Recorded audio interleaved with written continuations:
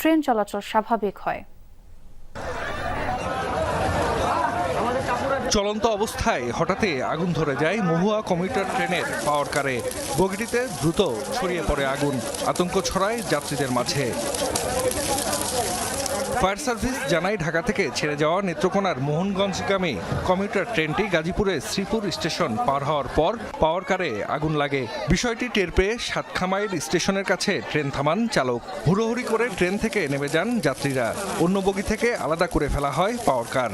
যখন আগুন জ্বলতেছে পরে আমরা এই আশেপাশে থেকে পানি ভরে দিয়েছি, বাড়ি করতে পানি দিয়েছি, আগুন নিয়ন্ত্রণ করতে পারি নাই। আমরা আশেপাশে ছিলাম, মানুষের আত্মচিৎকারে আমরা এখানে ছুটে আসি, এসে দেখি গাড়িটি একটি বগিতে আগুন লেগে যায় এবং লোকজন ছাদ থেকে ভিতর থেকে লাফালাফি করে নামতে থাকে। একটা মানুষের আল্লাহর মধ্যে কিছু হয় না, আল্লাহ পাক সবারে বাঁচাইছে, এটাই বড় কথা।